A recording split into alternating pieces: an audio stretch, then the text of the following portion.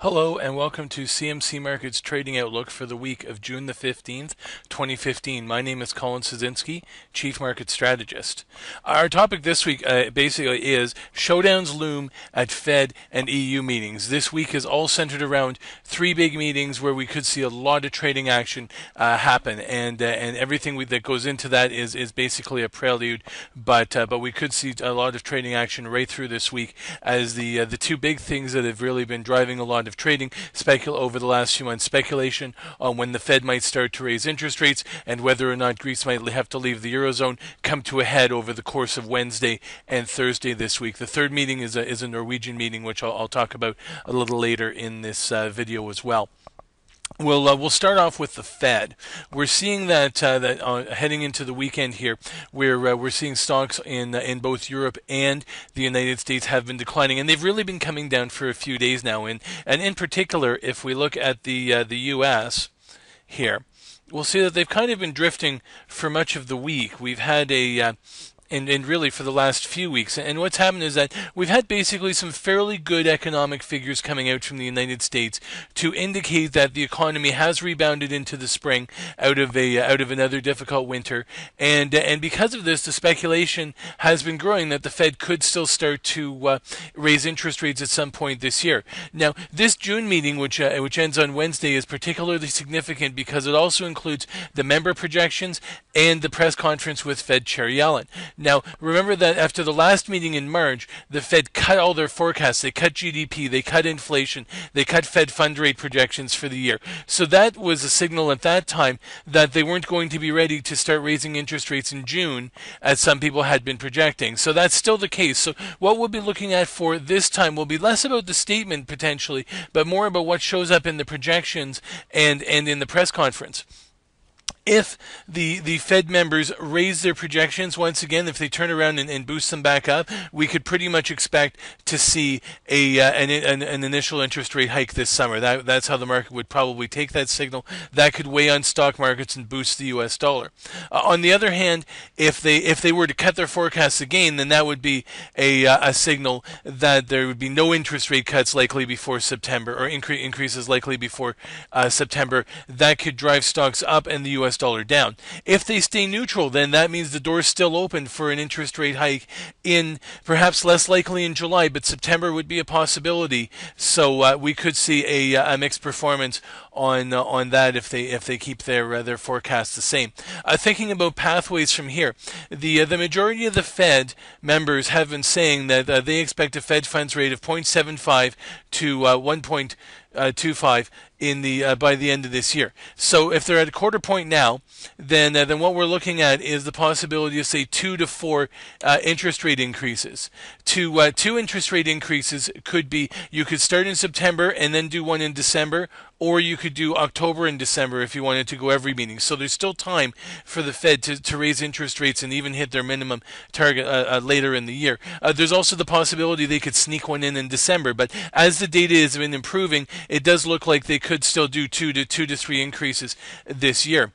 3 increases to get to 1% could be September, October, December, and if you wanted to get to 1.25% and go every meeting, then you'd need to start in July. So it is getting kind of close to where the rubber could start to hit the road this summer. So even though the Fed's unlikely to cut interest rates, to raise interest rates at this meeting, they could send some pretty strong signals about what traders might expect over the summer. So as we look here at the U.S. market, we're seeing that we pretty much still remain in this sideways consolidation pattern now. That if we start back here at the end of November, is running about 6 months. We're into month 7 or so. Now, this is not uncommon. We've seen it in the past. We saw it in 94, 95, and 04, 05 as a mid-cycle consolidation where the central banks start to take away the punch bowl and reduce the liquidity that's boosted stocks, and that puts a cap on indices. But at the same time, you get a floor from an improving economy, and so that's what we're seeing here. We've got a fairly wide trading range for the Dow, and the S&P and the Nasdaq look a lot like this as well. These things can last 9 months to a year. If you consider a February start, you're in month 1, 2, 3, 4, we're in month 5. If we consider a December start, we're in month 7. So whether you're looking at a 9-month or a 12-month thing, we're still in the middle of this. And this could still, sideways trend could still continue through the summer and into the fall.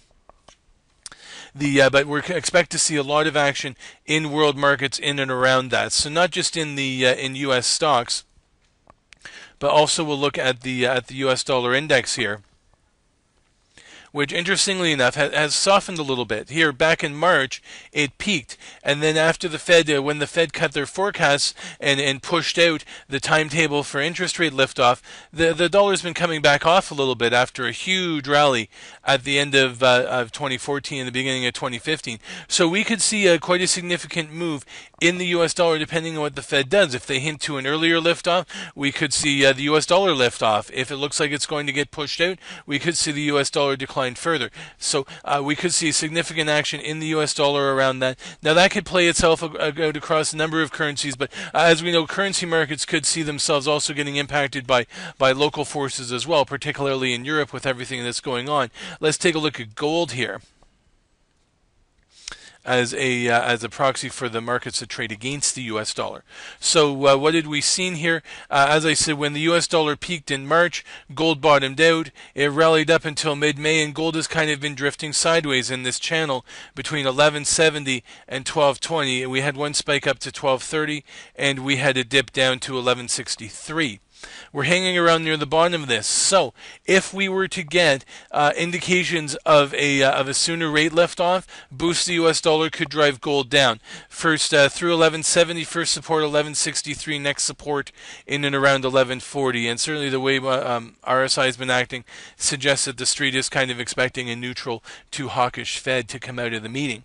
If the Fed did go dovish, if they cut their forecasts or made some kind of indication that they might not raise rates until much later in the year, then it looks as though then that could boost the knock down the U.S. dollar and boost gold. First resistance around 1192, and then up around 1200 and around closer to 1210 for gold. So we could see quite a bit of action in gold as this interest rate speculation plays out, in addition to trading in the U.S. dollar. So that's the first big story we've got going on this week. The second big story we've got this week, the one that could play out right through the week, is what's going to happen with the EU and Greece. As we saw in the week that's ended, the week of the 8th had positive moments, negative moments. When things were about to all come together, it all fell apart, and lots of threats and lots of promises. And I'm not going to go through who said what to whom, because this may continue. This could drag on for a while in terms of what's going on. But the important thing is, though,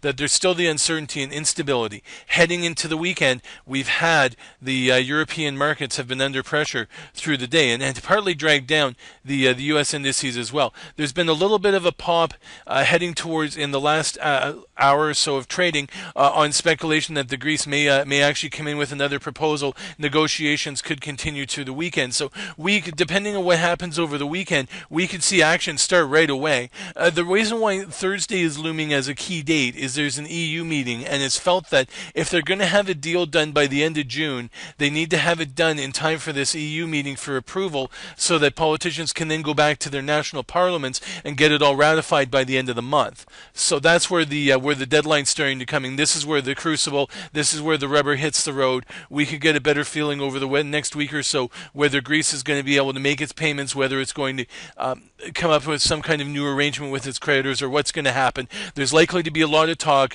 There's likely to be a lot of reversals and a lot of contradictions over the first few days. So we could see this play out with quite a bit of volatility in European markets throughout the week. Just looking here at the DAX, had peaked in April. Look at this negative RSI divergence. Since then, momentum has basically remained downward. We do get these occasional counter trend rebounds, but that's been about it. The last one ran into resistance about 11,430. Resistance dropped here to 11,305.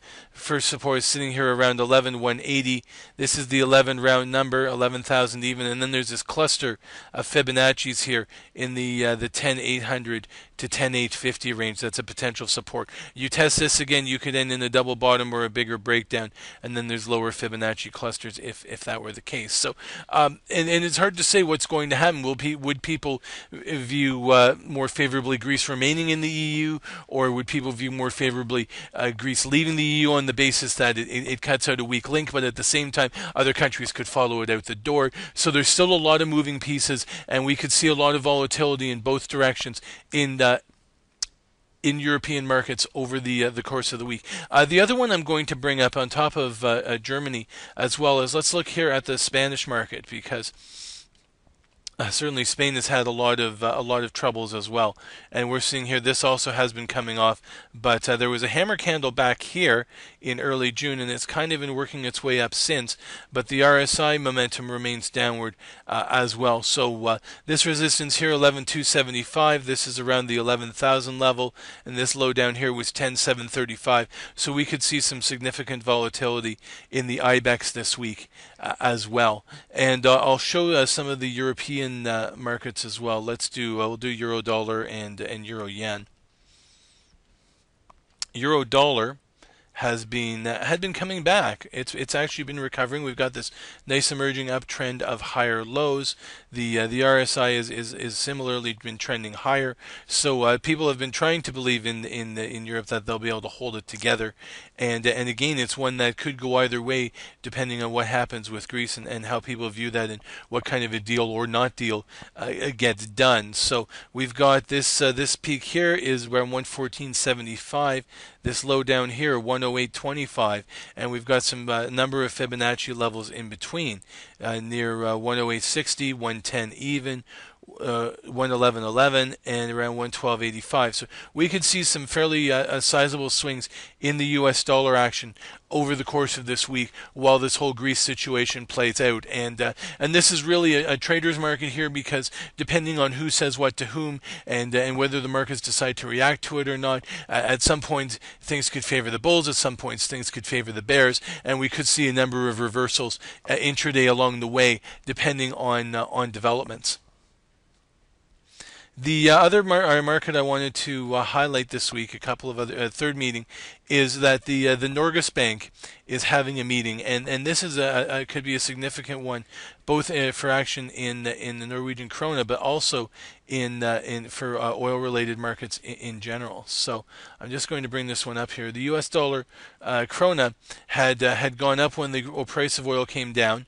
It came down as the price of oil rebounded, because this coming down means the U.S. dollar going down and the Norwegian krona going up. Lately, it's come back off, but it looks like we may have put in a double top here at the 8 even level. More recently, it's trading between 770 and 790.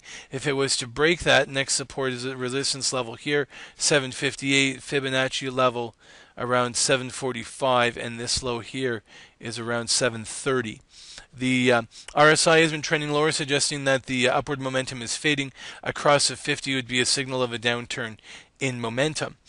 So at this point, it could go either way. Officially, the consensus estimate is the street is expecting Norges Bank on Thursday to cut interest rates by another quarter point. However, traders have been going back and forth on whether they might actually do it or not. So if they did cut it, we're likely to see the Norwegian U.S. dollar krona rally, perhaps up to 8, or even this one here around closer to 8.15. If, however, they were to surprise and not cut interest rates, then we could see this take a significant turn downward. And the reason why I say this is significant is because previously what Norges Bank did was a leading indicator for the Bank of Canada. Back in December, Norges Bank cut interest rates, and then the Bank of Canada cut in January. The Bank of Canada has been holding off ever since, and generally speaking, Canadian economic numbers have been improving. So people have been thinking that a number of people think, well, the Bank of Canada is probably one and done, and maybe they won't cut rates again. But if Norges Bank comes out and cuts rates again, it is possible that some people may start to speculate on whether the Bank of Canada could start to cut interest rates. So if we bring up US dollar CAD here,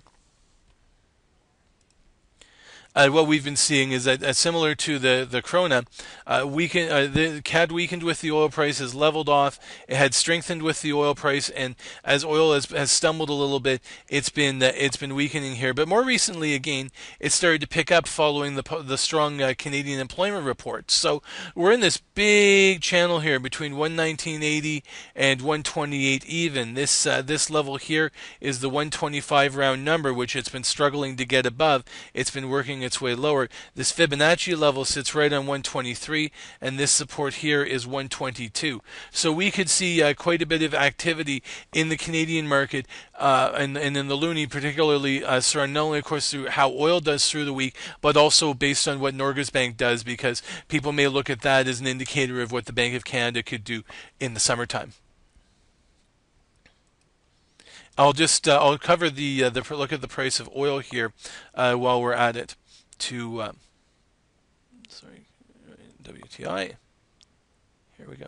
We'll finish with WTI here. As I had said, it had the massive sell-off, nice recovery, and it's still leveled off and going sideways, trading in between 56.50 and 61.50. RSI is suggesting upward momentum, still slowing here, kind of going sideways for a while.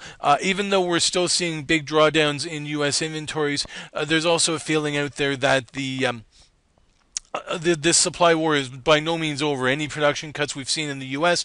have been more than offset by production increases out of OPEC countries, particularly Saudi Arabia and Iraq. So we're still at a turning point here for crude oil. It may struggle to get much higher, and there is the potential for a correction, but right now it's been trending sideways.